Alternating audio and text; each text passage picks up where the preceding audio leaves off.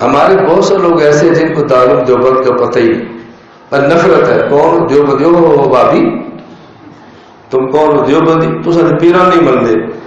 میں سرگودا صاحب کے علاقے میں آتا ہوں، کیوں بھائی ذکر کرو بیعت کرو، مانتے نہیں ہیں تو پھر آتے کیوں؟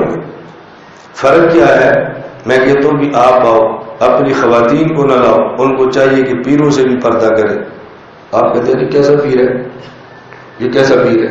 یہ ہے مسئلہ۔ بھائی آپ دم کراؤ، ہم تو کرتے ہیں، تعویذ لو، ہم تو دیتے ہیں، ذکر کرو، سلسلہ چشتیہ میں کراتے ہیں، بیعت کرو، چاروں سلسلوں میں کرتے ہیں۔ ہماری تو اس خانقاہ کا نام خانقاہ انفیہ ہے۔ میں تو مولانا نوید کو فون پر کہا پینا فلک سے لگاؤ، اوپر خانقاہ کا نام لکھو، خانقاہ انفیہ۔ آپ کو کس نے کہا کہ دیوبند والے پیری مریدی نہیں مانتے؟ ہاں یہ پیری مریدی میں نہیں مانتا، عورتیں بغیر پردے کے آئے ہم نہیں مانتے، بس آپ ناراض ہو یا خوش ہو، ہم اس کو نہیں مانتے۔ عورت سے تو پردہ اللہ کے نبی بھی فرماتے ہیں، تو میں اور آپ کون ہوتے ہیں؟ ہمیں کیا حق حاصل ہے؟ حضور پاک کے گھر میں نبی نے صحابی عبداللہ بن ام مکتوم آئے رضی اللہ تعالیٰ عنہ۔ کون آئے؟ صحابی، آنکھوں سے نبی نے آئے کس کے پاس؟ حضور کے پاس۔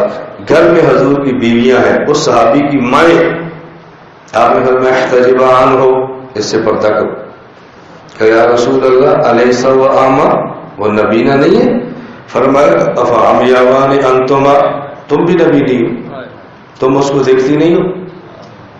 اللہ کے نبی نے صحابے سے اپنی بیوی کا پردہ کرا رہے ہیں، اور آپ کہتے ہیں کیسا پیر پردہ کرتا ہے؟